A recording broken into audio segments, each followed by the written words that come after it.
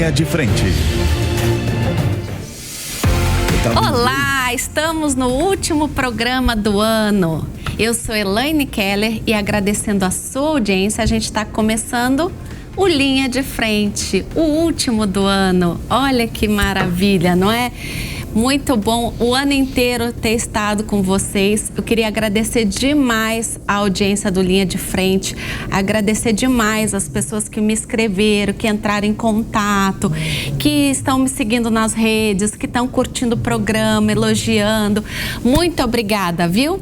E aqui na mesa tá comigo o Robson Farinazzo. Muito obrigada. Porque, afinal de contas, esse programa, gente, é o último do ano e a gente vai fazer uma retrospectiva internacional, porque a nacional nós fizemos no Natal. Então, essa retrospectiva será internacional. E, infelizmente, nós vamos ter que falar de guerra. E o senhor tem que estar na mesa, né, com a gente, sempre. Obrigado. Né? Ana Beatriz, queridíssima, a Cássio Miranda, pela primeira vez comigo aqui no Linha, né? Sim, é um prazer, Elaine. Prazer é meu. E a Olívia Carneiro, também pela segunda vez já com a gente aqui, né? Que bom, gente. Então é isso. Nós vamos passar com vocês os últimos dias e minutinhos desse ano de 2023 que deu o que falar no Brasil e no mundo. Bom, no mundo, infelizmente, a gente atravessou este ano com duas guerras, né? Uma que a gente já veio lá de 2022, que é a da Ucrânia com a Rússia, que a gente também vai falar aqui. Mas esse ano, infelizmente, no dia 7 de outubro, né, comandos do Hamas se infiltraram no sul de Israel e a partir da faixa de Gaza, né, e executaram, através de um massacre, vários cidadãos que estavam ali numa festa naquela região ali, fronteira de Israel com a faixa de Gaza. Estava tendo um festival de música, inclusive com o pai, na época do Alok, e aproximadamente mais de 10 mil pessoas já morreram, porque de lá para cá a gente teve um conflito muito intenso entre o grupo Hamas e Israel, né? E naquela época a gente teve ali não só o massacre de quem estava ali na festa, mas também alguns visitantes, né, israelenses e até pessoas de outros países, como até o Brasil, foram sequestrados, né? Mais de 240 pessoas foram sequestradas e aos poucos, ao longo aí, desde de outubro, a gente teve aí uma derrocada do Hamas, né? Obviamente, da liderança, e depois, agora, finalmente, já no final de novembro e dezembro, começaram algumas negociações de cessar-fogo e também de troca de reféns por palestinos que estavam presos ali na área da Cisjordânia. Infelizmente, esse foi um grande massacre que a gente nunca tinha visto antes, né, de judeus, né? Nesse ataque, ele teve uma magnitude aí sem precedentes desde a criação do Estado de Israel em 1948, né? Também há investigações sobre denúncias de estupro e mutilações de mulheres. Bom, eu já vou aqui passar para a mesa, né, para vocês falarem disso. É um tema muito pesado para final de ano, mas infelizmente numa retrospectiva a gente não tem como falar desse ataque cruel desse grupo terrorista Hamas ao território ali de Israel, e principalmente as pessoas que estavam numa festa ali, né? Estavam ali celebrando a paz, né, a saúde, a vida, né? Era uma festa, salvo engano, uma festa tradicional israelita, não é isso? E foram tomadas de supetão ali, de surpresa, num grande ataque que já vinha sendo planejado aí, né? O grupo Hamas, lamentavelmente, o que se sabe é que durante 2 anos eles vinham tentando ali negociar a paz com Israel, mas no fundo eles estavam preparando esse ataque surpresa que fizeram dia 7 de outubro deste ano, né? Bom, comandante, eu vou começar com o senhor, para o senhor fazer aí uma retrospectiva sobre esse conflito aí do Hamas com Israel. Pois não, Elaine, companheiros de bancada, o que a gente tem a dizer é que esse conflito, ele está alterando aí, né, todas as relações do Oriente Médio. Por quê? existe uma pressão muito grande das ruas, nos governantes dos países árabes, no sentido de tomar medidas contra Israel. Também a posição americana é uma posição muito delicada, porque o presidente Biden, ele se apressou em oferecer todo o apoio a Israel, como houve depois a ofensiva, ela teve muita intensidade, e isso acabou envolvendo o governo americano, né? Diversos países dois países romperam relações com Israel, mais 8 países chamaram seus embaixadores. Isso acabou tendo consequências para os Estados Unidos. Do outro lado, nós tivemos também o reforço de outras organizações, né, do Oriente Médio, que voltaram suas armas contra Israel. Um desses casos é o Hezbollah, na fronteira norte, e o outro são os Houthis no estreito de Bab el-Mandeb, ali, que dá acesso ao Mar Vermelho. O grupo de Houthis está fazendo uma pressão muito grande com drones e mísseis no sentido de bloquear a navegação israelense. Então, realmente, a partir de outubro de 2023, nós entramos num período histórico bastante complicado para a humanidade. Sim, é verdade. E o que se falou é que a grande liderança do grupo Hamas, né, não estava ali no território da faixa de Gaza, né? Que a liderança mesmo, ela estaria na Turquia e no Catar, que aliás é da onde veio aí os primeiros acordos aí de liberação de refém e troca com os presidiários, né? Com os presos ali palestinos, veio justamente do Catar. Vocês acham que de fato, porque assim, também Netanyahu disse que matou boa parte da liderança, mas vocês concordam com essa premissa de que a liderança não está ali, que a grande liderança mesmo financeira está fora ali do território da faixa de Gaza, da Cisjordânia? Elaine, queridas, querido, é um grande prazer estar com vocês. Eu acho que você tem total razão na sua ponderação. Aproveito até parte do que disse o coronel. As lideranças do Hamas estão no Catar, inclusive o financiamento para os atentados terroristas um pedaço partiu do Catar e um outro pedaço, nós já discutimos aqui em outras oportunidades, se deu através do Irã e da Síria. Então a guerra Israel-Hamas é um exemplo das guerras que nós temos atualmente, onde há 2 países ou um país e um grupo guerreando, lutando, e por trás destes países há uma série de outros países que indiretamente estão interessados nestas circunstâncias. Você bem mencionou a questão da guerra Rússia e Ucrânia também. Lá nós também temos uma circunstância muito parecida, onde a Rússia tem o apoio da China, da Síria e do Irã, e a Ucrânia tem o apoio dos Estados Unidos, da Alemanha, do Reino Unido e da França. E é uma infeliz constatação a partir das guerras que nós vivemos nesse momento, porque mostra que não existem só países ou questões territoriais ou questões culturais ensejando conflitos. Há toda uma questão econômica envolvendo grandes potências que acaba fomentando, infelizmente, essas situações. Sim, lamentavelmente, né? A gente viu aí a morte de milhares de crianças, né? Milhares de pessoas doentes. O Hamas usou hospitais, né? Para fazer, inclusive, para manter ali as pessoas que estavam, os reféns, eles usaram ali o ambiente dos hospitais para poder manter esses reféns, né? Depois, inclusive, o exército israelense fez umas filmagens dentro do hospital mostrando onde possivelmente foram mantidos alguns reféns. Lamentável essa situação, né? E infelizmente aqui no Brasil a gente tentou tratar essa questão ainda com política. A gente não tem como tratar política nessa questão. É um grupo terrorista, né, que friamente, cruelmente atacou pessoas inocentes, civis, né, e planejaram, sem dúvida alguma, aquilo ali foi planejado por muito e muito tempo, não é isso? Aparentemente foi isso, foi planejado durante muito tempo pelo Hamas e deu abriu uma brecha para o pessoal mostrar um antissemitismo, né? Que a gente achava que já tinha acabado, que já tinha, pelo menos, se tornado um motivo de vergonha. Mas não, parece que algumas pessoas ainda estão abrindo espaço para manifestar o ódio, né, aos judeus. Sim, infelizmente. Acho que existe uma questão, primeiramente, Elaine, obrigada por mais uma vez me convidar para estar aqui. Imagina que a gente ia terminar o ano sem você nessa mesa. E queria desejar para todos um feliz ano novo, que 2024 seja muito melhor para todos nós.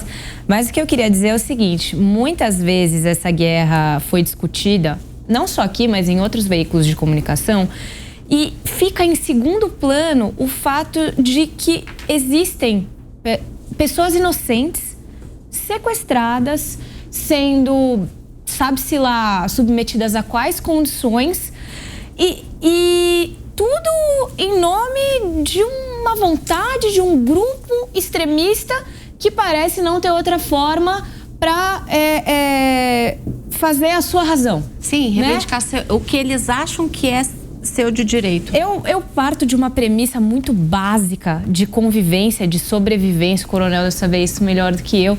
Mas a gente perde a razão quando a gente age de uma forma inadequada. Ao meu ver, a partir do momento em que você deseja ter o seu ponto de vista analisado pelo resto do mundo, a partir da aniquilação de pessoas inocentes, e aí a gente volta a dizer... mulheres, crianças, senhores, tinham pessoas que eram envolvidas, inclusive, que defendiam a criação de um Estado palestino em Israel, na faixa de Gaza. A situação, ela se torna muito desequilibrada. A gente não pode... e eu entendo que exista uma discussão a respeito de quão letal foi a contraofensiva de Israel. Não estou aqui validando tudo que foi feito, mas a gente não pode esquecer do que levou Israel a contra-atacar, que foi o primeiro ataque numa festa, como você muito bem mencionou, onde as pessoas estavam ali para celebrar a paz, para se divertir, e muitas delas estão lá sequestradas até hoje. Eu queria fazer uma provocação para vocês, porque logo no início do conflito entre o Hamas e Israel, o Biden pegou o avião presidencial, desceu lá em Israel para dar o total apoio. Paralelo a isso, a gente tem, como eu falei, uma guerra entre Ucrânia e Rússia rolando, né? Também, Ucrânia também com apoio aí da OTAN e, obviamente, dos Estados Unidos. E agora, já no final do ano, a gente teve a questão aí da Guiana com a Venezuela, né? Que a Guiana começou a pedir socorro também para os Estados Unidos, né? Por conta o Brasil se manteve inicialmente neutro e os Estados Unidos também teve que se manifestar em apoio à Guiana. E aí o que a gente escuta, né? Eu que nunca fui muito essas questões de assuntos internacionais, nunca foi uma pauta que eu me debrucei muito e tenho muita propriedade para falar, mas assim, o que a gente sempre estudou e sempre ouviu, inclusive desde a minha época de vestibular, é que os Estados Unidos, ele fomenta a guerra no mundo porque ele vive da indústria da guerra, né? Só que agora o que a gente escuta é uma quebra desse paradigma, é que os Estados Unidos estão com escassez de material bélico por conta de tantas guerras, de que ele não teria mais como, por exemplo, apoiar aqui a Guiana, porque simplesmente ele não tem mais material, não tem estoque mesmo. Faz sentido isso ou é uma grande falácia? O que vocês acham? Elaine, houve aí, a questão é bastante complexa, né? Porque a partir do governo Reagan, nos anos 80, houve uma financiarização da indústria de defesa dos Estados Unidos. Então, o que acontece? Você tinha, por exemplo, uma Lockheed, que no papel ela vale X bilhões de dólares, em Wall Street ela vale isso daí. Na prática, ela não tem condições técnicas, nem por falta de facilities, né, de fábricas, de fluxo de matéria-prima, de mão de obra qualificada, ela não tem condições de entregar mercadoria nesse valor. Tá. Então, no papel, a indústria de defesa dos Estados Unidos é uma coisa, na prática é outra. Quando a guerra na Ucrânia já estava ali com 6 meses, mais ou menos, teve uma reunião, eu acho que foi na costa oeste americana, e diversos CEOs dos presidentes das empresas de defesa, eles disseram o seguinte: olha, o que o Pentágono está nos pedindo, nós vamos levar de 3 a 5 anos para concretizar. Por quê? Eu preciso contratar e treinar a mão de obra, eu preciso aumentar as minhas fábricas, eu vou precisar reativar certas cadeias de suprimento, e o que é pior, eu preciso de um contrato me garantindo todo esse investimento para eu justificar para o meu board de investidores. Sim. E isso leva tempo. Então, o que acontece? Você tem hoje um déficit muito grande, né? Entre aquilo que a política externa americana está impondo aos seus militares e aquilo que a indústria de defesa pode entregar. Aí vamos olhar o outro lado. No outro lado, você tem uma indústria de defesa da Rússia trabalhando em 3 turnos. Você tem o Irã com inovações tecnológicas surgindo a cada 6 meses praticamente. A cada 6 meses, se a gente for olhar hoje em dia, o Irã está colocando um novo tipo de insumo militar, né, no seu plantel aí. Você tem a Coreia do Norte ajudando também, e você não sabe qual é o... Que, aliás, vai lançar o satélite espião, né? Não, já lançou. Eles estão fotografando a Casa Branca, inclusive. Então, e a Coreia do Norte, ela tem uma família de foguetes e mísseis que é a melhor coisa do Extremo Oriente, né? Então, o que a gente tem, né? Se pegar todos esses acontecimentos aí, bater no liquidificador, você tem um mundo altamente desafiador nos próximos anos. Sim, eu imagino. E os Estados Unidos está preparado para isso? Não, de forma alguma. Isso aí não sou eu que estou dizendo, tá? A gente tem que olhar, assim, as declarações das autoridades americanas, né? Se você for olhar certas declarações de autoridades do Pentágono, eles têm vários problemas. Um dos grandes problemas americanos, isso está aparecendo todo dia nos boletins do Departamento de Defesa, é o problema de recrutamento. O jovem americano não quer mais servir. O exército americano está com um déficit de 30 mil militares. Isso são de mais 30 mil soldados. Seria equivalente aí a 6 ou 7 brigadas a menos, porque você não tem quem possa mobiliar. Tem esse problema logístico que eu já falei para vocês. E em paralelo a isso, eu vi uma declaração outro dia do Carlos Del Toro, que ele é um dos magnatas aí do Departamento de Defesa americano. Ele falou uma coisa que é uma grande verdade, né? Ele era, né?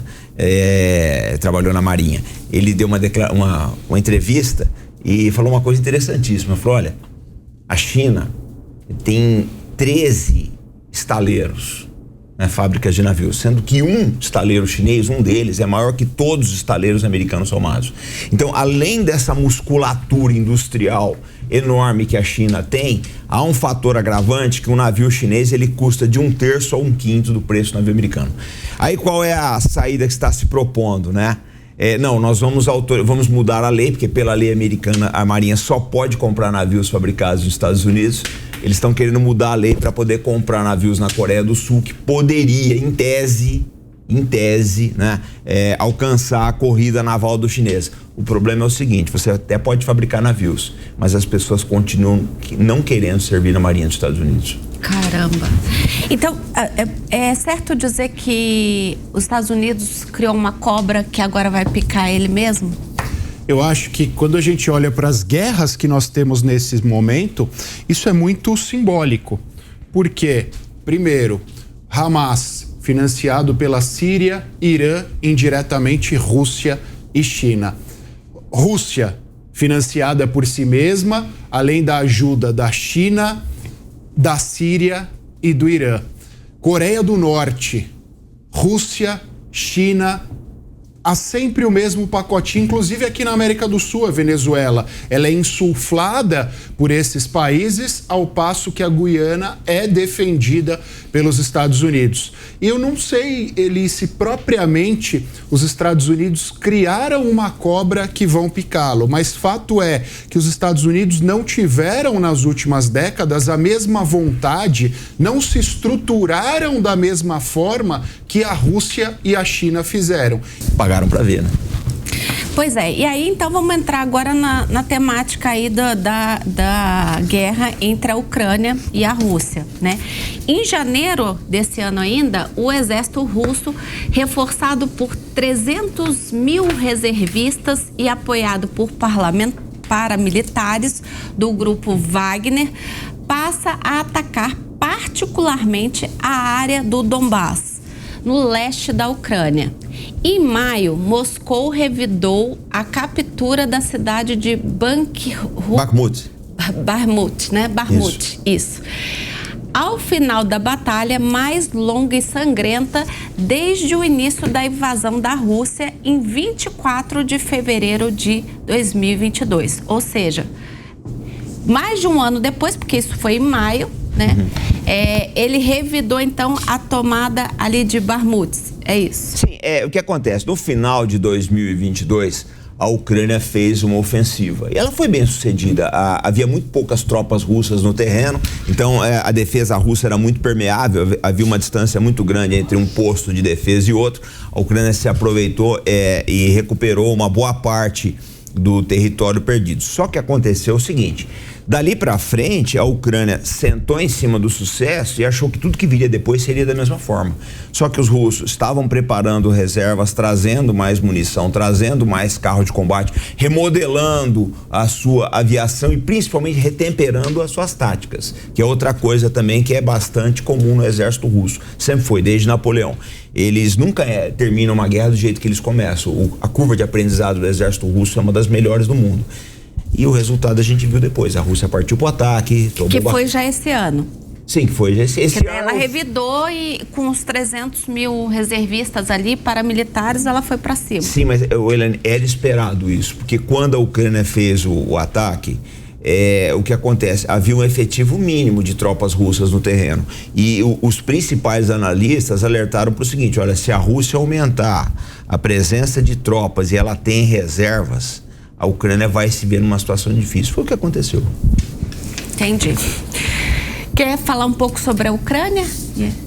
Não, eu acho válido, o coronel disse bastante sobre a questão estrutural, mas também é válido a gente falar que em 2023 a gente acompanhou a vilanização da Ucrânia. Se a gente olha para 2022, a sociedade como um todo sempre foi crítica à Rússia, foram feitas inúmeras críticas ao ataque sem sentido, à guerra sem sentido declarada pela Rússia. E durante um ano e meio, um ano e 8 meses, essa narrativa foi mantida.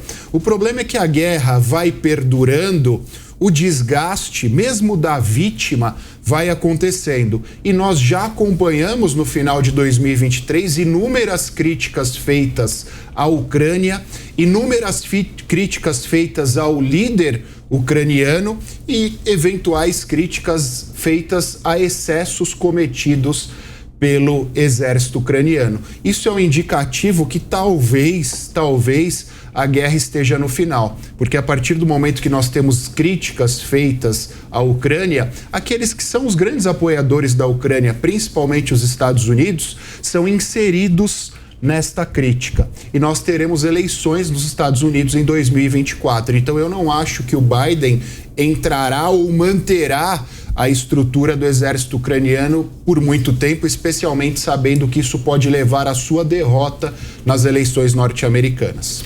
Agora, tem o seguinte, tirando a questão de direitos humanos, que obviamente a gente lamenta tudo isso, tanto que a gente vivenciou esse ano ali na região de Israel e faixa de Gaza, quanto na Ucrânia e a Rússia, que já vem lá do ano passado, né?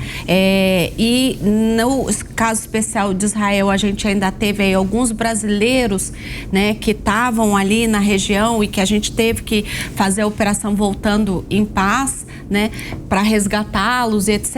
Então, tirando essa questão de direitos humanos, o que esse conflito de Israel e essa guerra da Ucrânia com a Rússia impactou especificamente no Brasil? Teve algum impacto real na nossa economia, na nossa questão de política internacional? Para o Brasil, teve alguma coisa direta ou os impactos são indiretos e a longo prazo, porque a gente vai começar a ver aí uma reestruturação de blocos no mundo? O que você acha? Na economia, que é o que eu posso falar com propriedade, não teve muito impacto, não. E nem tem perspectiva de ter, porque os aliados que a gente tem estão firmes nas nossas alianças e não tem uma perspectiva de quebrar isso. Mas, não sei, né? A gente tem o ano que vem um desafio grande com justamente a participação da China, as eleições dos Estados Unidos. Se trocar de presidente nos Estados Unidos, a gente não sabe o que um republicano faria nessa situação, por exemplo. Então, pode mudar, mas por enquanto não tem muita perspectiva de afetar a gente, não. Acho que o Brasil acaba sendo coadjuvante nesses conflitos, né? Sim.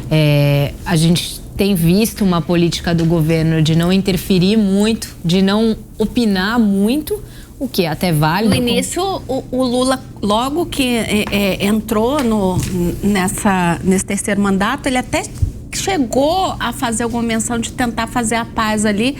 Logo em seguida, ele deixou isso de lado e deu prioridade a outras agendas. Mas no início, a gente até tentou protagonizar aí um acordo de paz. É, né? Que ele viu que ele não ia conseguir. Exato, não tinha como. Em vários assuntos da política internacional que a gente discutiu ao longo desse ano, não só com relação à questão da guerra, ficou muito claro que hoje o Brasil é um coadjuvante. Uhum. E dito isso, é até bom que não se meta mais do que precisa. Porque provavelmente, quando você defende muito um lado, você acaba atacando o outro. A gente sabe bem pela nossa política interna que as pessoas são 8 ou 80. Então, é melhor que nesse caso a gente fique no nosso canto. Eu não vejo como isso possa ter afetado direta e significativamente algum cenário dentro do Brasil. Tá, mas aí... A gente que sempre foi aqui, a América Latina tem N defeitos, mas uma coisa era tradicional, era um continente, né, assim, que não tinha guerra. Periférico. Né? A gente não tinha conflito. Tem pobreza, mas não tem guerra. E aí agora a gente também começou a ter aí uma briga territorial na Guiana, né, porque obviamente por conta aí do petróleo, né? Não por outra razão, mas pela riqueza de minério que tem aquela região, uma região muito pequena, mas que tem uma grande reserva petrolífera e de cobre e tantos outros metais. E aí? Mas aí... Isso impacta o Brasil. Eu acho que sob o ponto de vista das relações internacionais, da geopolítica, Ucrânia, Israel, a nossa posição de neutralidade não afeta em nada o nosso dia a dia.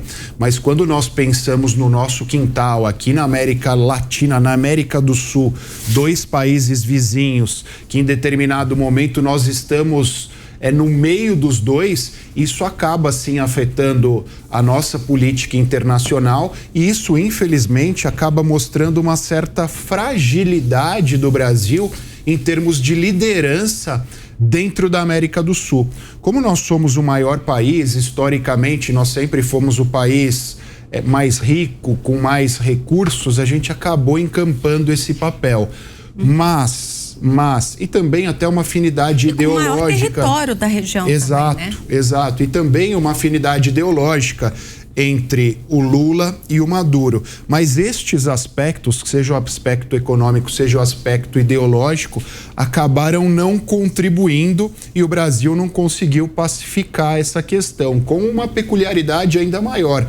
Dadas as nossas posições geográficas ali, em determinado momento, se a guerra alavancar, como diz o coronel, o nosso território pode até servir de passagem. A gente vai ser inserido numa guerra que não tem nada conosco, né? Sim. Por conta da nossa inabilidade, por conta da nossa neutralidade histórica. Na verdade, não é nem que pode. Se essa guerra vier às vias de fato, obrigatoriamente o exército venezuelano tem que passar pelo Brasil.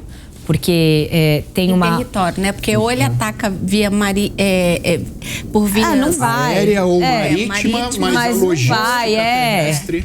E assim, não é que é uma passagem simples, aquela em cima do finalzinho ali do Brasil na curva, né? Então, nesse caso específico, tudo que eu falei até agora sobre a neutralidade e uma posição de coadjuvante não vão se aplicar e não podem se aplicar, porque é como o Acácio mencionou, a gente na América do Sul tem o protagonismo, a gente tem que ter esse papel de pacificação e de não permitir que esse conflito avance.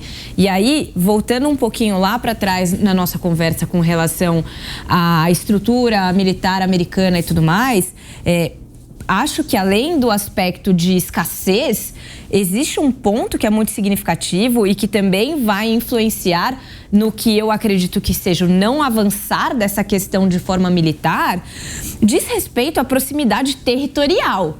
Uma coisa é falarmos de conflitos que estão do outro lado do oceano, que estão muito longe de nós. Aqui não. Para o Brasil, obviamente, nós estamos inseridos nele, né? Mas para o próprio Estados Unidos é muito próximo. Não é interessante, sob nenhuma perspectiva, ter um conflito real, militar, no quintal. Sim. Agora vamos lá. Vamos fazer a mãe de Ná. Como é que vocês acham que no final de 2024 nós vamos estar noticiando esses 3 conflitos? Começando pelo senhor, que já sei que é meio mãe de Ná, que já comprou. Não. Já provou ser mãe de Ná. O problema aí, o que você está me perguntando é cálculo holístico ultimado em tendência esotérica, CHUTE. Posso? Mas estou lhe dando uma licença aqui poética para baixar a mãe de Ná. Colocar uma coisa importante que é um gancho do assunto anterior, tá? Eu acho que essas 2 guerras, elas revelaram algumas fraquezas que nós temos aqui no Brasil. Uma delas é a dependência de fertilizantes. Porque a nossa sorte foi que o governo anterior se acertou com a Rússia e com a Belarus, no sentido de fornecer fertilizantes para o Brasil, né? A coisa foi normalizada, senão a nossa agricultura ia ter momentos difíceis. Nós não temos. É um absurdo. Então aquela questão que você falou que na economia nem peronomútil, mas... Não abalou, não houve abalo, mas poderia. Mas por conta disso.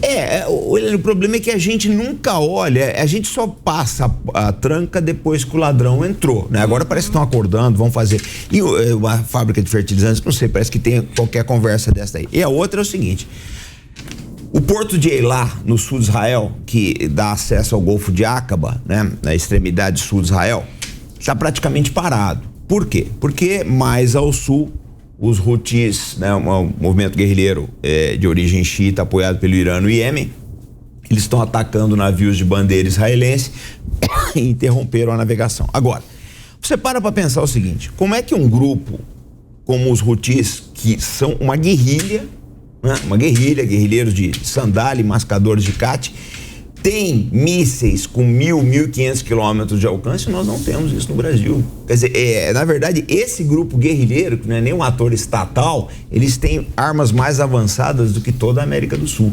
Então, eu acho que essas 2 guerras, eles dão alertas importantes para o Brasil, né?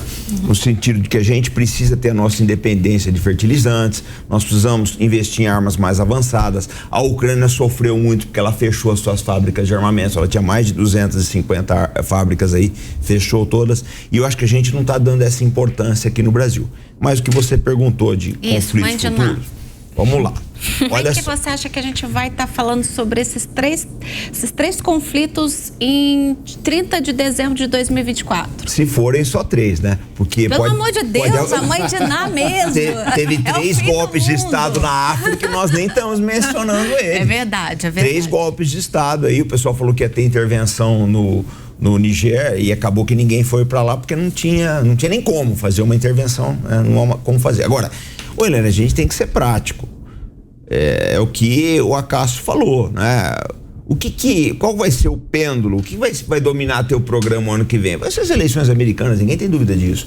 O Biden não vai poder entrar na corrida eleitoral com o peso de 2 guerras. Vamos chutar só, não vou nem falar Venezuela, vamos falar as que estão acontecendo. Ele não vai poder entrar com a guerra de Israel, a guerra da Ucrânia que deu errado, todo mundo está vendo agora, né?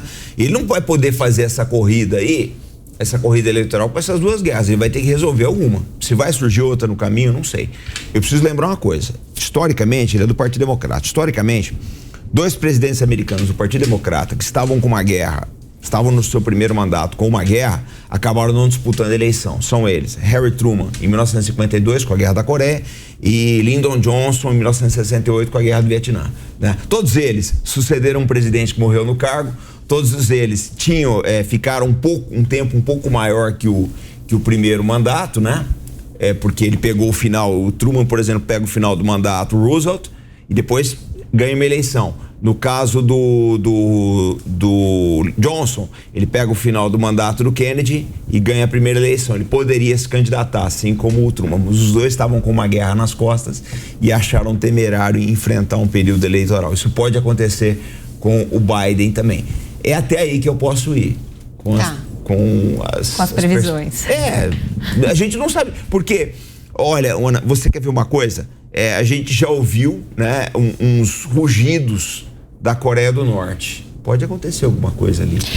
Me preocupou porque tanto a Coreia do Norte como a Coreia do Sul, a Coreia do Sul também já está na correria aí desse míssil espião, não é isso? Sim. A Coreia do Norte, o senhor disse que ele já colocou lá para espionar, inclusive, a Casa Branca, mas a Coreia do Sul também tratou de correr atrás do seu satélite espião. Mas a Coreia do Norte tem armas nucleares, a Coreia do Sul não tem, né? Isso é uma diferença enorme. Nossa, o senhor está muito bandido mesmo. E a Coreia do Sul e a Coreia do Norte. A Coreia do Sul e a Coreia do Norte entram um pouco em tudo que a gente falou. Sim, sem dúvida. Uma delas empurrada pelo eixo Rússia e China, a outra empurrada pelo eixo norte-americano. Mas eu vou pôr um temperinho nessa questão das 2 ou 3 guerras. Eu acho que em 2023, e a gente já está acompanhando isso, a sobreposição da Rússia é inevitável. A Rússia já venceu a Ucrânia, acho que agora é uma questão de rescaldo. Em 2023 essa coisa vai ser materializada. 2024 essa coisa, obrigado, Olivia, será materializada. Em relação a Israel e Hamas, eu acho que existem 2 dificuldades. Também há uma sobreposição militar inevitável de Israel. A questão qual é?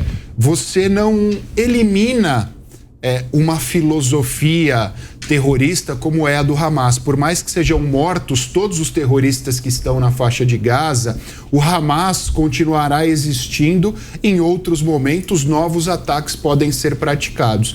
E há uma peculiaridade que hoje Israel não sabe o que fazer com o território da faixa de Gaza. Por quê? Essa autonomia que foi dada, já ficou comprovado que para a segurança, para a soberania de Israel, ela não é suficiente. Então Israel tem o caminho da intervenção, tem o caminho da realização de novas eleições. Então há uma dificuldade quanto à gestão do território da faixa de Gaza. Por isso que eu acho que ali nós não teremos uma solução em 2024. E a questão Venezuela, Guiana é um pouco mais simples. E por que ela é um pouco mais simples? Muito se fala sobre os aspectos econômicos, sobre a questão do petróleo, mas no final das contas, a Venezuela tem 300 bilhões de barris de petróleo. A Guiana tem 11. Então isso não mudaria a situação econômica da Venezuela. O que o Maduro faz é alavancar também uma candidatura em 2024, unindo a Venezuela através de um nacionalismo.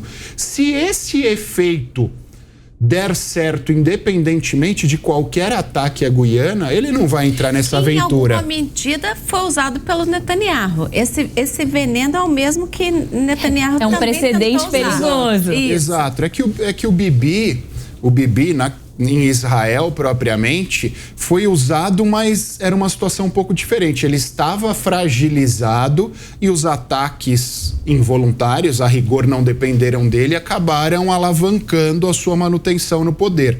Na Venezuela é diferente. Ele está fragilizado e ele declarou guerra a alguém como forma de alavancar a sua carreira política, a sua manutenção política. Então eu acho que se ele conseguir, porque a questão da Guiana é um dos únicos pontos que une situação e oposição na Venezuela. Se ele conseguir o efeito político pretendido, ele não vai atirar uma única pedrinha em direção à Guiana. Então eu acho que essa guerra, efetivamente, em 2024, ela ficará da mesma forma que em 2023. Morna, ameaça, mas ela não vai ter ataques concretos. E aí, Olivia, você quer arriscar uma mãe de Ná aí? Você acha que vocês já disseram que os Estados Unidos não perde a hegemonia em 2024, mas vai enfraquecer bastante. Eu acho que ninguém vai fazer... Eu acho que as guerras vão todas ficar um pouco mais tranquilas, porque todo mundo vai fazer... Como vai ter muita eleição, tem eleição na Índia, na Rússia... O comandante não está concordando, não, ele está rindo. Não. Eu tô rindo porque chegou uma notícia aí... com relação aos cortes do orçamento, né, da Ucrânia, mas eu acho que é por aí mesmo que ela falou. Como vai ter muita eleição no mundo inteiro, vai estar todo mundo desesperado para ter popularidade. Então acho que todo mundo vai tentar colocar panos quentes em todos os conflitos para ficar... Rússia, a popularidade não é bem o ingrediente, mas... Exatamente. É um ponto válido. E você quer arriscar uma mãe de Ná aí? Olha, eu acho que a gente teve um ano atípico com relação a conflitos, né? Pelo menos aqueles que são mais noticiados. A gente sabe que ao redor do mundo existem conflitos o tempo todo. Então, eu imagino que a gente tenha um 2024 um pouco mais pacífico. Porque ninguém também tem fôlego para tanta guerra, não tem insumo, não tem armamento, não tem, apoio popular. Porque mesmo numa guerra que começa com o Hamas destroçando inocentes, a opinião ela é unânime. E assim, não tem esse apoio todo, por exemplo, com relação a uma ofensiva de Israel. Né? Super questionável lá a forma como o Benjamin Netanyahu está agindo. Então, eu acho que 2024 vem um pouco mais tranquilo, belicamente falando, porque a gente sabe que com as eleições aí ao redor do mundo, em especial nos Estados Unidos, a coisa tende a ser quente. Eu confesso a vocês que eu tenho um pouco de cautela nessa questão, porque, como já diria Caetano, alguma coisa está fora da ordem mundial. A nova ordem mundial. É a nova ordem mundial. Eu acho que vem uma nova ordem mundial aí. Já está. E ela está sendo construída, né? E esse ano, por mais que o senhor diga, começou o ano passado, mas esse ano ele aconteceram 20 anos dentro de um. A sensação que eu tenho. Essa é a verdade, mas assim, as mudanças, elas vão se diluindo no tempo. Eu só queria te contar uma história de horror, é bem curtinha, tá? Meu Deus. Curta, uma história de horror. Em 1982, Israel invade o Líbano, né? E um dos motivos era acabar com a OLP, Organização para a Libertação da Palestina. Na época, o Yasser Arafat era vivo ainda. Então, o que aconteceu? Eles invadiram, realmente expulsaram a OLP do Líbano, a OLP foi para Tunísia, né? Seria uma vitória, assim, Israel pode dizer, olha, eles conseguiram uma vitória. Sai a OLP, entra o Hezbollah.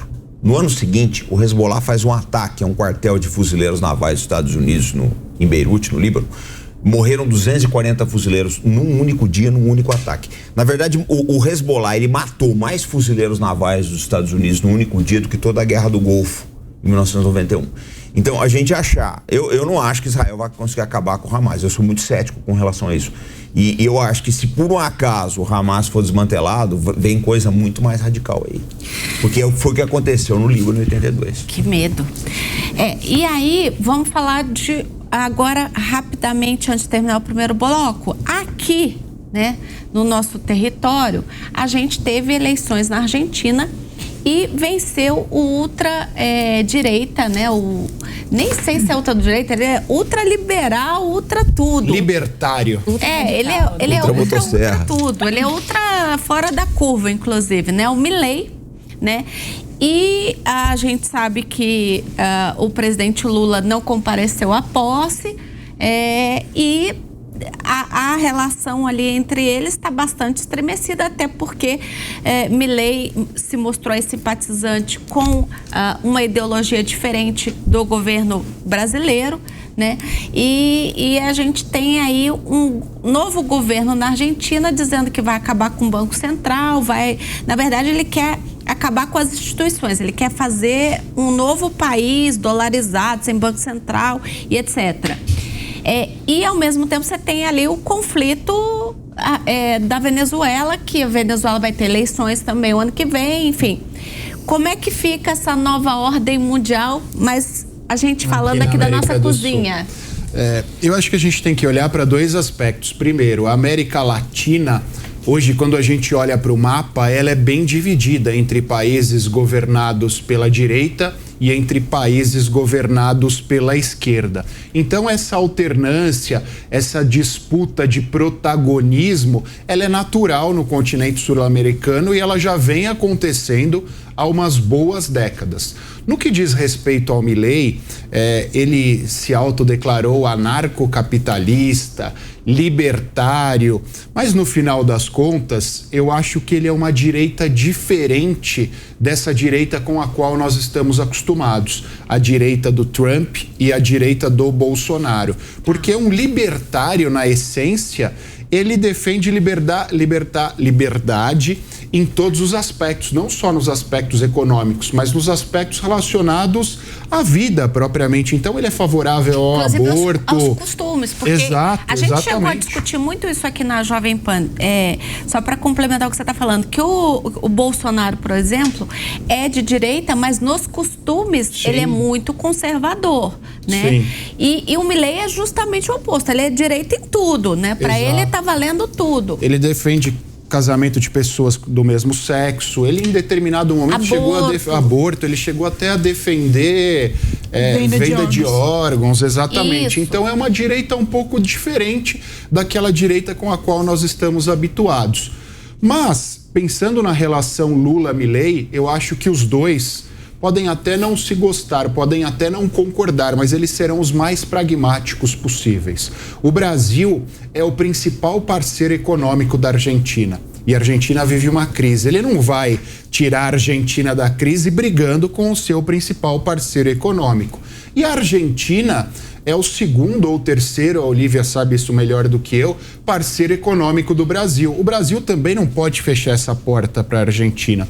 Então eles vão ficar se alfinetando à distância através de redes sociais, através de imprensa, mas no final das contas as relações serão mantidas, especialmente as relações econômicas. Olívia, por favor, já passo a bola para você, porque eu quero que você conte pra gente os impactos. E aí, agora eu quero que você seja mãe de Nai, te contar o que a gente pode esperar vindo da Argentina para 2024. Eu acho que o Milei não vai nem alfinetar o Lula em rede social. Acho que ele vai arregar completamente e vai mudar completamente o curso do discurso dele e da postura, porque não existe outra opção. Ele já vai passar por um período muito difícil para fazer o que ele quer fazer, de cortar gasto. Então a economia argentina já vai passar por uma situação de maior fragilidade ainda, conscientemente, para conseguir melhorar depois. Então ele não tem muita opção para ficar brigando com o principal parceiro comercial por nada, sabe? Que ele acabou de ser eleito, está no seu primeiro ano de mandato. Ele já baixou a bola, inclusive, com a China também, né? Logo depois que ele foi eleito, ele já meio que fez ali um cessar-fogo, né? Com o Xi Jinping, né? E até o Lula falou que se o Lula quisesse ir na posse, seria bem-vindo. Então ele já começou aí num discurso de botar a bola no chão, né? E o Lula, ele talvez, eventualmente, ele vai perceber que ele não está no Lula 1, no Lula 2, ele está no Lula 3 e ele não tem mais aquela predominância internacional, aquela força internacional que tinha. A situação mudou muito e até para a nossa economia ir bem, a gente vai precisar dos nossos parceiros. Sim. Então, eu acho que o que eu consigo prever é que o Lula vai continuar falando as coisas que ele fala, como todos os presidentes que nós temos e já tivemos no Brasil. Mas a gente tem uma perspectiva, eu sou muito otimista, porque eu comparo 2024 com 2023. Eu acho que a tendência no mundo e no Brasil é de uma melhora, porque nos Estados Unidos vai ter, a gente espera, né, uma sequência de corte de taxa de juros, essa guiada que vai dar pelas eleições dos Estados Unidos também vai ter uma tendência ali da economia dar uma impulsionada, e isso vai ser bom pra gente. E possivelmente vai ser bom pra Argentina também. Então acho que todo mundo vai ficar mais feliz e mais quietinho, sabe? E o que eu vejo, gente, é o seguinte: o Lula, né, ele queria muito esse acordo entre o Mercosul com a União Europeia. Mas o Macron, né, super protecionista, né, e usando ali como pano de fundo, nós somos sustentáveis e a gente protege o nosso país porque a gente é um país sustentável. Na verdade, não, ele é protecionista, ele está querendo proteger o quintal dele, né, ali o agronegócio dele, porque ele sabe que se o Brasil entrar, fica ruim pro agro da França. Então, assim, este acordo já não já tá melando. Calma, ainda tenho chance de... a mãe de Ná, gente, gostei. A gente tem que ter um pouco de calma. Olha, aqui é bom porque ele é pessimista e ela é uma mãe de Ná, uma mãe de Ná positiva. Positiva, gostei. Porque o Macron, eu acho que ele deu uma aula pro Lula de política, né? Ele mostrou para um paizão que ele também pode ser paizão. Falou a língua do povo francês: olha, a gente é sustentável, a gente não vai fazer um acordo com um país que não é sustentável, então a gente tá lá, né, fazendo o povo ficar feliz com ele. Mas isso não significa que o jogo acabou. Então pode ser que o Lula tenha que ceder um pouquinho. Eu acho que o Macron tá mandando bem nesse ponto de negociação, assim, de colocar o... Eu tô achando que ele tá sendo muito protecionista e usando essa história da sustentabilidade. Mas é um ponto bom para ele na economia francesa. Então, do lado dele, ele tá mandando bem. Não é bom pra gente, mas para ele é positivo. Sim, mas aí o que eu queria dizer é o seguinte. Digamos que não role, tá? Que o Macron se mantenha ali, né, nessa rigidez de não querer o acordo. Irredutível, obrigada. Aí, obviamente, a Argentina e o Brasil vão ter que se abraçar, né? Vai ter que casar com gato, vai ter que casar com cachorro, porque vai ter que dar as mãos pra gente não ir pra derrocada, para as economias aqui se sustentarem, pararem de pé. Eu tô enganada. É que eu acho que esse acordo, ele ganhou uma dimensão por conta da eleição do Milei e toda essa discussão a respeito da intenção dele de deixar o bloco e tudo mais. Mas é um acordo que ele nunca saiu do papel, gente. Não tem toda essa importância prática do tipo, temos que nos abraçar para não naufragar. Porque ninguém tá nadando em um lugar diferente. Seria diferente se a gente pegar aí acontecimentos recentes da política nacional com relação à questão da desoneração, que é algo que vinha acontecendo e já era como se fosse um direito adquirido daqueles empresários, de repente te tiram. Esse acordo com a União Europeia, ele não existe ainda. Ele não tem nada concreto. Do papel, né? Há 20 anos. Exato, tá sendo discutido aí há 20 anos. Ele só tomou essa proporção por conta das falas do Milei. Senão ninguém nem ia saber que estava tendo mais uma rodada de negociações, por exemplo. Você concorda? Não, concordo totalmente, só vou complementar. A Ana bem disse, há 20 anos há essa discussão e por duas razões. Primeiro, o Macron é o atual presidente francês, mas os ex-presidentes franceses, inclusive presidentes mais alinhados com o Lula, mais próximos ao Lula e talvez até amigos do Lula, o ex-presidente François Hollande, por exemplo, eram contrários a esse acordo por uma razão bastante objetiva. O agronegócio da França é muito parecido em termos de características com o agronegócio brasileiro. E nós... Eu achava que lá era mais pautado num negócio familiar, um agricultor mais familiar, e aqui não, a gente tem as grandes... Mas eu digo em termos de commodities, em termos de entendi. Daquilo que vai ser exportado. Não da forma, mas exato, não da cultura, mas do produto em si. Então, obviamente, a produção brasileira é muito mais barata que a produção francesa, que o trajeto do agro como um todo. Então, nós seríamos um mercado muito mais competitivo lá. E isso, obviamente, afetaria a balança econômica deles. Então, é protecionismo puro. E acho que a Olivia bem disse, o Macron criou uma narrativa. Ele não podia vir a público e falar, olha, é protecionismo, estou defendendo o povo francês. Então, ele criou essa narrativa da sustentabilidade e nos deu um espelhinho, né, um afaguinho, que são aqueles 500 milhões de euros destinados ao fundo da Amazônia. Agora, eu vou só fazer uma provocação para discordar um pouquinho de você, Ana. Na verdade, tudo bem, ele nunca saiu do papel, mas será que é realmente por conta do Milei ou porque o Lula percebeu, e a gente sabe, que o protagonismo do Brasil no mundo vai se dar pelo agronegócio? Então, é fundamental a gente começar a expandir, né, o agro brasileiro, quer dizer, nosso protagonismo, principalmente na produção de grãos, para o mundo.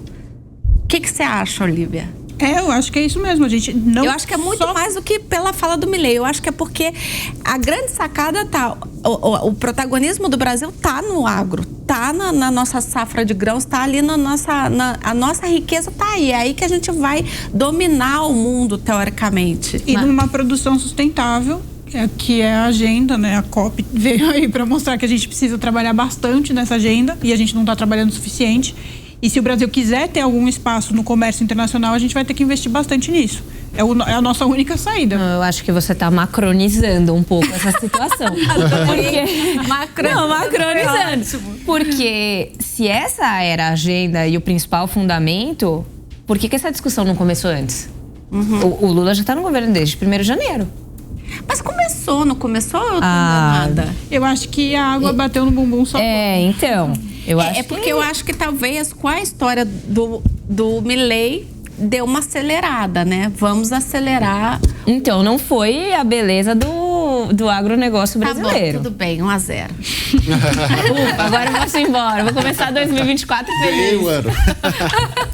Tá bom, gente. Olha, no segundo bloco nós vamos falar de outros temas, né? Obviamente, vamos continuar aqui com a retrospectiva e vamos falar, infelizmente, esse ano nós perdemos Tina Turner, né? Eu quero falar disso e outras perdas que tivemos aí no mundo das artes. Mas só para fechar rapidamente, o comandante ficou tão quieto, né? Não, eu tô escutando vocês, mas eu acho o seguinte, né? A gente tem que olhar uma coisa, né? Vocês estão falando muito de Europa aí, acho bacana, legal. Só que vem... Que Europa, né? A gente vai ter o ano que vem. Porque fala aí, mãe de Ná, o fornecimento de urânio para a Europa tá diminuindo. Opa, né? até meu microfone. Aí você pega países que nem a França, que são dependentes de energia nuclear. O preço da energia francesa vai aumentar. O problema do gás russo, então, não preciso nem dizer, né? Quem achar que a Europa fez um bom negócio em sair da esfera russa de fornecimento de gás, precisa ser internado, porque a situação da Alemanha está pavorosa. E nós temos o outro lado também, que agora a Rússia se tornou o principal fornecedor de urânio para os Estados Unidos. Arábia Saudita, né, e Rússia ainda não se acertaram, mas eles continuam buscando um corte de petróleo para segurar preço. Eles têm medo do preço descer muito em virtude da recessão. Então, gente, eu não sei se o ano que vem a Europa ela se mantém todo esse protagonismo, não. Eu acho que Pacífico vai começar a pesar para o Brasil.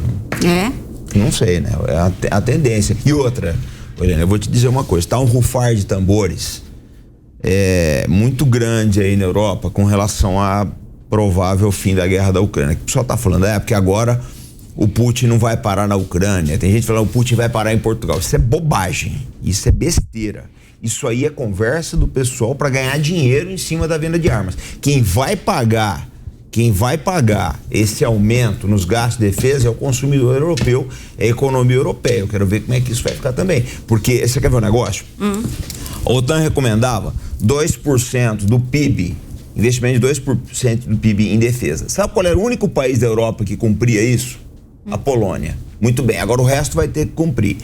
E, em paralelo, você tem os Estados Unidos querendo arrastar a Europa para uma aventura no Pacífico, né? Já tem fragata alemã flanando ali no Mar do Sul da China. Isso tudo vai impactar. Eu não vejo assim, não sei se a Europa ela vai ter um ano fácil, não, hein?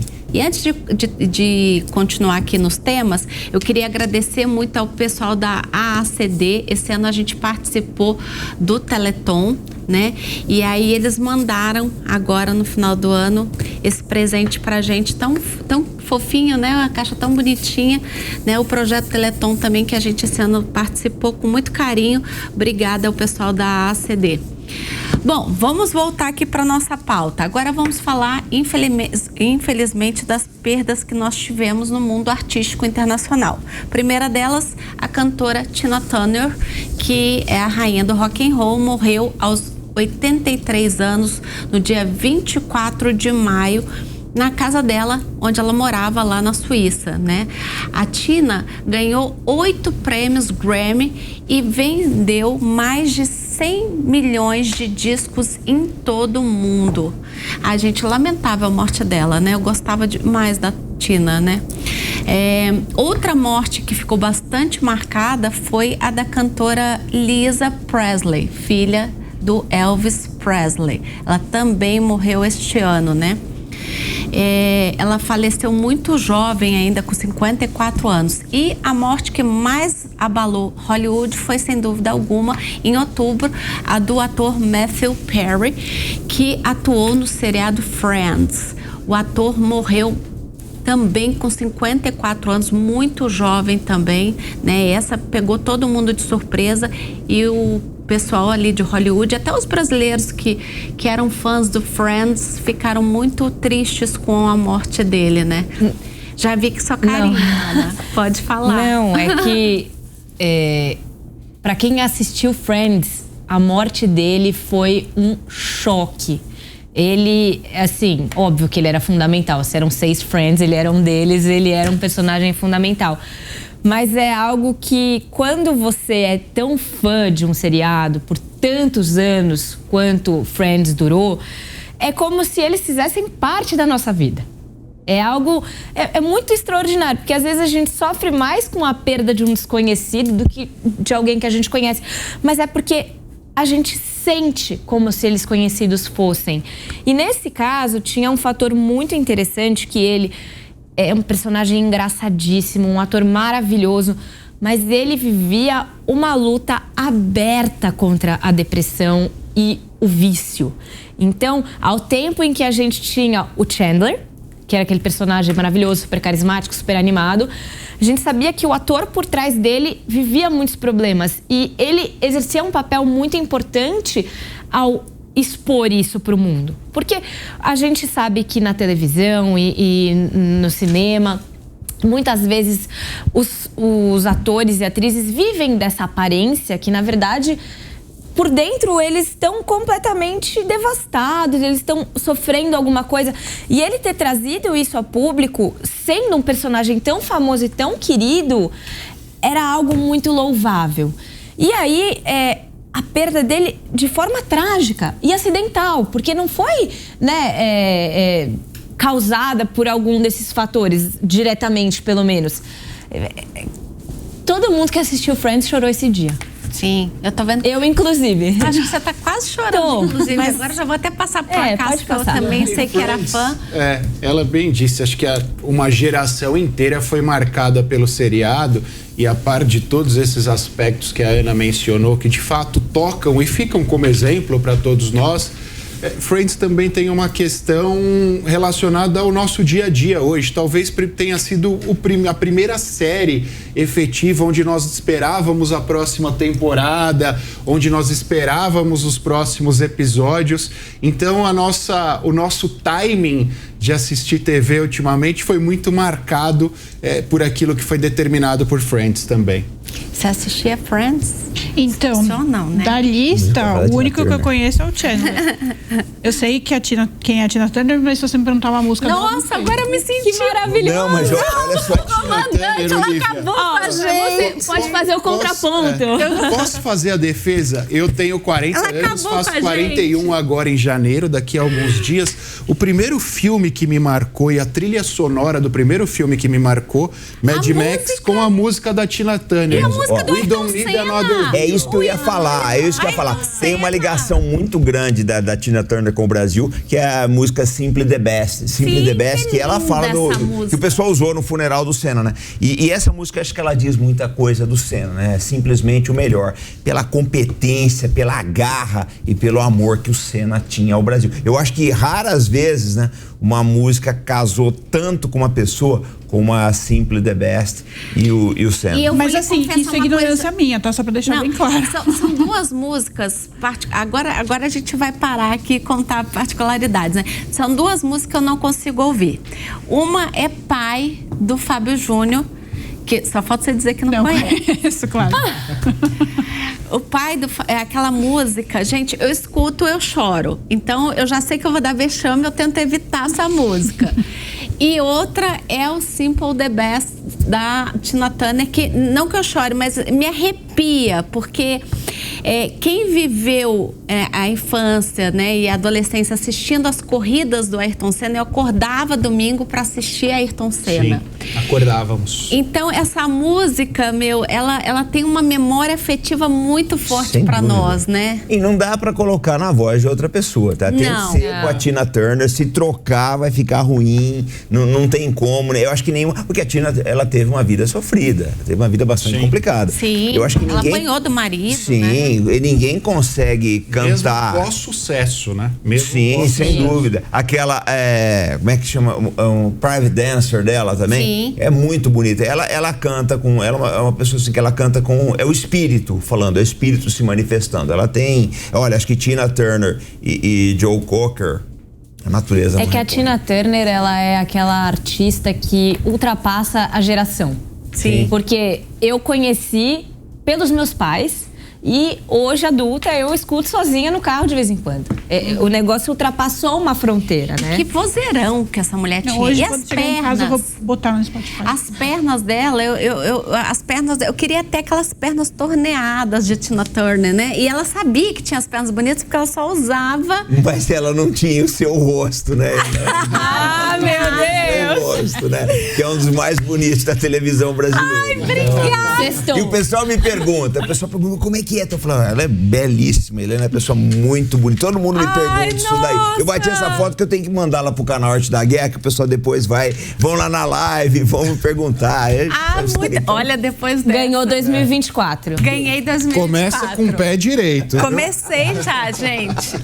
Então, tô tão lisonjeada que eu perdi o rumo. Então, vamos lá. Vamos falar. Quem não lembra, dia 22 de junho, do Ocean Gate, gente? O que foi aquilo? Você sabe que eu ficava pensando nas pessoas lá dentro? Porque eu tenho claustrofobia. Eu também. E aí eu pensava, gente, será que eles ficaram sem ar? Eu começava... Aí depois eu lembrei que, nesses casos, assim como no avião, a pessoa morre de imediato, né?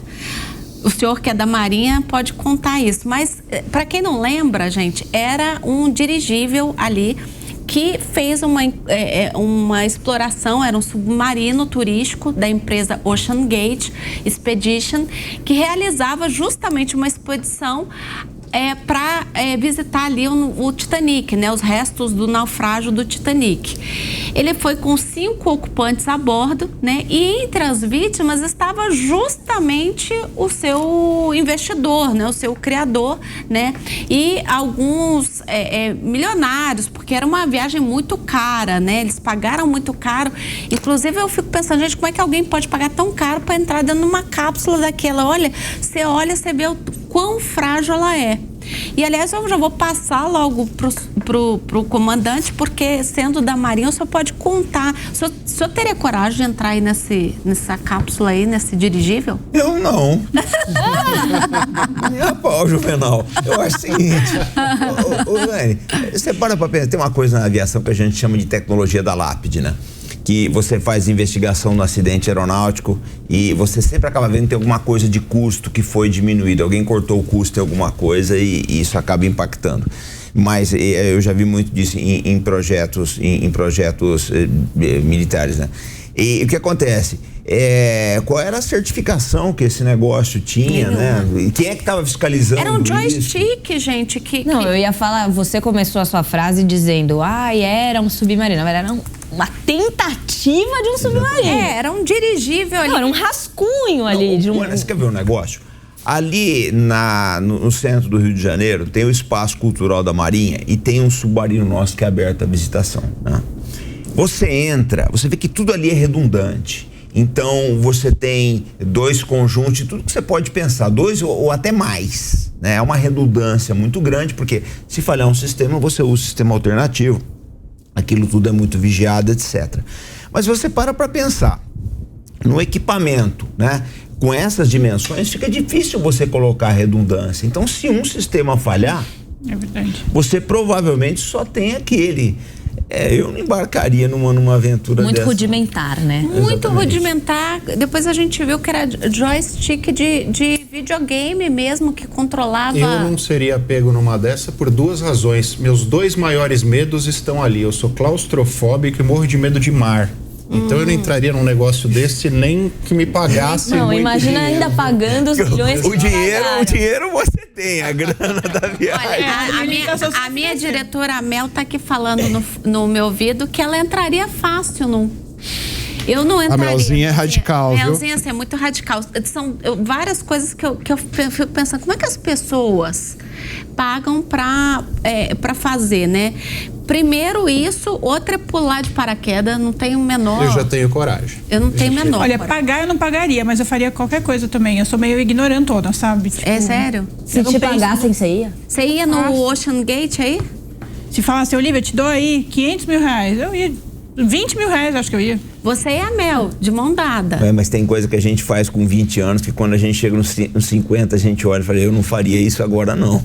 É verdade. Não, mas agora eu estou consciente e eu vou medir melhor nos vídeos. Não, no Ocean Gate eu tenho certeza que ninguém mais vai, até porque o projeto paralisou, né, depois dessa... Assim, O protótipo explodiu. O protótipo, infelizmente, explodiu. Gente, que coisa... Mas eu também li a época que já não é a primeira tentativa de chegar ao Titanic que tem problemas, né? Parece que já teve também um outro dirigível que, ou esse mesmo, numa tentativa de primeira viagem dele, ele teve um problema ali. Eu acho que foi ele mesmo que, quando ele fez a primeira viagem, agora tô me dando a história. O Jack tá chamando. Quem? O Jack. Do Titanic. Nossa, desculpa. Mas ele chegou a ficar um tempo incomunicável. Foi até uma repórter, não sei se do BBC. Sim, né, nas primeiras viagens. Isso. Né? E aí ele ficou um tempo incomunicável, mas aí eles conseguiram voltar ali, restartar o sistema. Quer dizer, já estava dando sinais de que a coisa não ia muito bem, né? Pra mim a única coisa que... Que idiota que eu vou falar, né? Mas a única coisa que não faz muito sentido é ir visitar o Titanic. Eu não vejo muito sentido nisso. Tipo, por que você quer visitar um negócio? Mas tem muita morbidez no ser humano, né? Tem muita morbidez, Olivia, nas pessoas, né? Não, é uma tragédia que, da mesma forma que a gente estava falando de Friends agora há pouco, é uma das mais famosas e emblemáticas do mundo, mas né? Isso atrai curiosidade demais. E se você tem esse dinheiro sobrando e já tem ali um genezinho da vontade de fazer algo diferente... Por exemplo, você ou a Mel tem a grana, o convite pra ir, vocês tinham ido. Ainda bem que vocês não estavam lá, porque senão eu tava sem diretora. Não é? É isso. Gente, esse ano também, em 29 de abril, foi divulgado que pela primeira vez na história, a Índia ultrapassou a China em termos de população, de acordo com a projeção das Nações Unidas. Essa é a primeira vez que os chineses deixam de ser a nação mais populosa do mundo. A estimativa da ONU contabilizou 1,428 bilhão de habitantes na Índia e 1,425 bilhão na China. As Nações Unidas contabilizam as populações desses países desde 1950. E desde então, a China sempre foi apontada como a campeã na população. Agora, a Índia ultrapassou. Curioso isso, né? Porque a Índia também vem crescendo na economia, não é não, Olivia? Não só na população, mas a economia ali da Índia está despontando também, né? A Índia ainda tem mais potencial de crescimento, como está no estágio menos avançado, né? Tem mais potencial de crescimento do que a China. Mas eu não sei por quanto tempo isso vai durar e também não sei se a Índia está organizada o suficiente para ter um crescimento como o chinês, né? Mas, enquanto tiver mais população, a tendência é que produza mais, porque tem mais mão de obra e mais mercado consumidor. Então, a China... Eu gosto dessa briga de China e Índia, assim, eu gosto dessa corrida. Eu ia até tocar nesse ponto, né? E nós, por conta dos BRICS, temos vínculo com os dois, né? O que pra gente é importante economicamente também. Sim, né? sim. Pena que eles não comem... Ai, gente, como eu vou fazer uma piada horrível? Mas pena que eles não comem carne, porque a gente poderia exportar mais pra eles. Exato. Exatamente. Você levantou uma coisa interessante. Eu vejo, mas às vezes o pessoal fala, não, a gente tem que alternar o mercado da soja, não pode ficar só dependendo da China. Eu falei, bom, tudo bem, então você vai ter que convencer o indiano a incluir soja, né? Porque na verdade o chinês não come a soja, acho que é para alimentação animal, né? Sim. Mas você vai ter que inserir isso aí na economia da Índia. Não dá para fazer, né? As pessoas acham que a economia, né, Olivia, ela dá cavalo de pau. Não é assim, né? Uhum. A gente consolidou o mercado chinês ao longo de décadas. É difícil mexer nisso agora, né? É verdade. Agora, em relação à economia, a Índia tem crescido.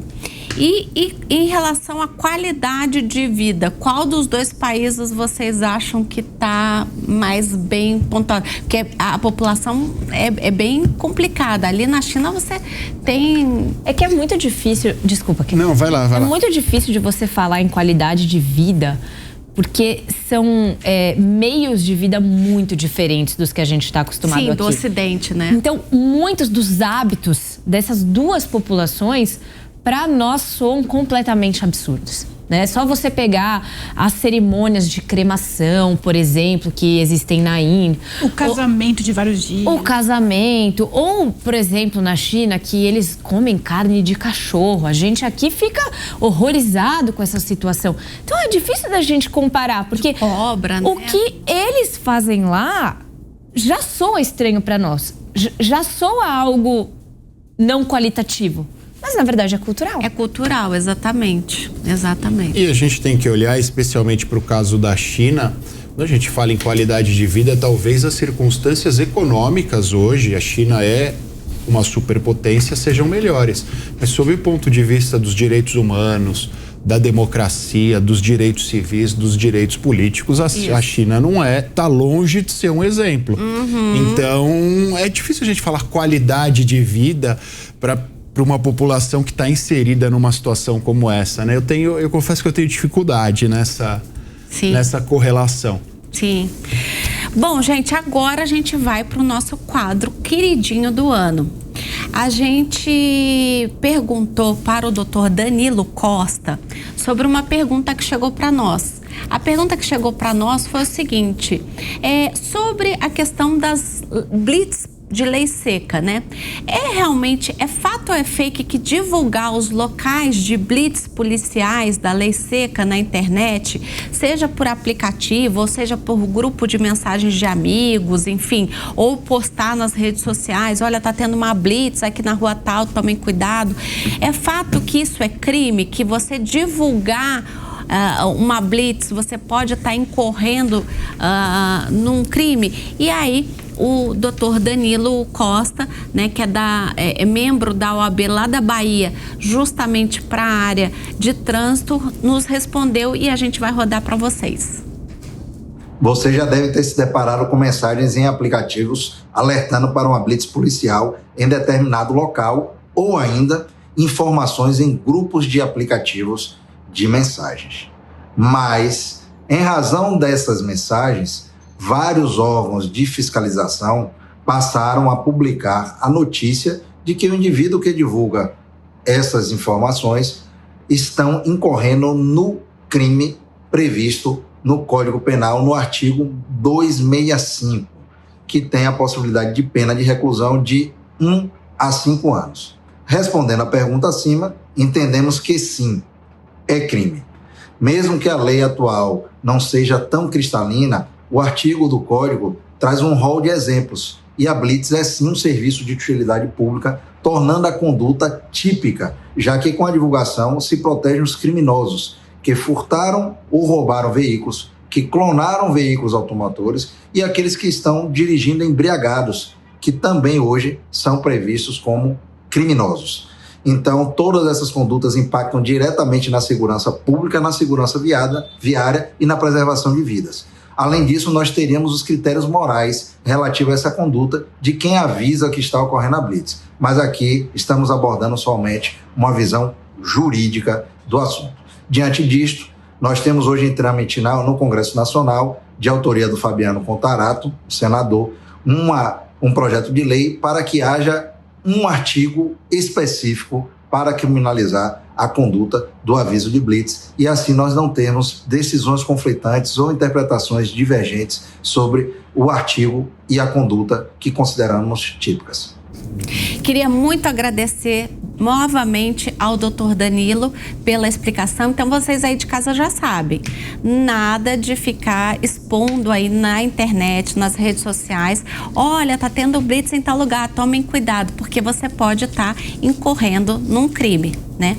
E agora a gente vai indo já para a parte final do programa. Antes de encerrar, eu queria dar um minutinho para cada um de vocês.